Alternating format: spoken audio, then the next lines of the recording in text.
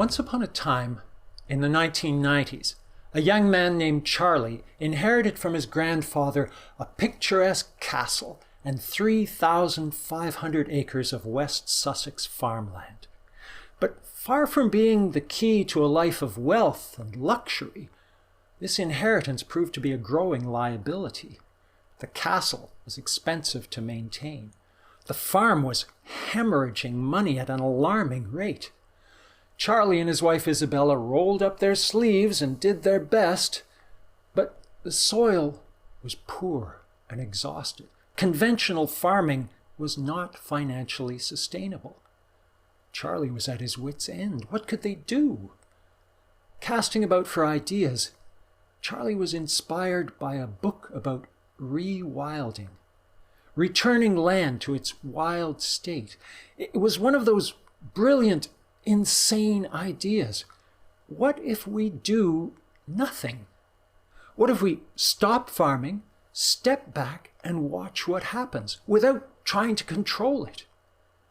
It was a tremendous leap of faith and very unpopular with their neighbors.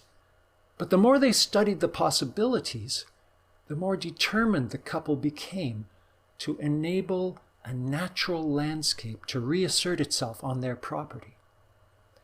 Freed from plowing and planting and mowing and weeding and spraying, the tired farmland began an astonishing transformation.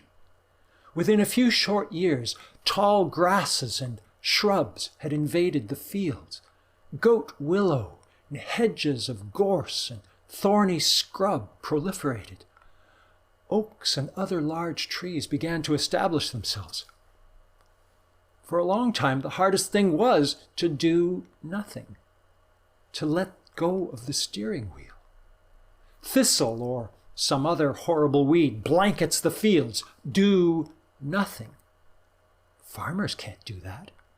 Even mainstream conservationists experience the powerful itch to control, to decide what grows and what doesn't. Of course, doing nothing was not the full extent of the plan. There can be no balanced ecosystem without animals.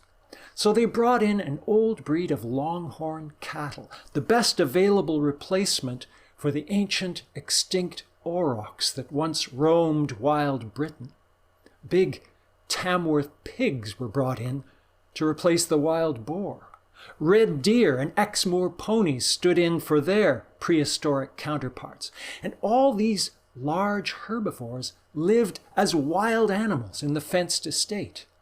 They browsed the vegetation. They kept the scrub in check. They disturbed the soil, opening up habitat for insects, animals, birds, plants. Gradually, in 1,000 unforeseen ways, the web of wildness was recreating itself.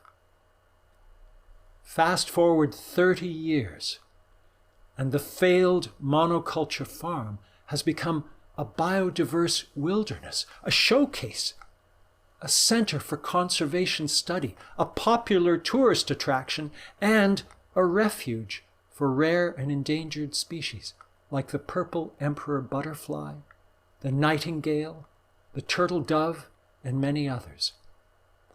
Amazing what nature can do sometimes if we just remove her handcuffs.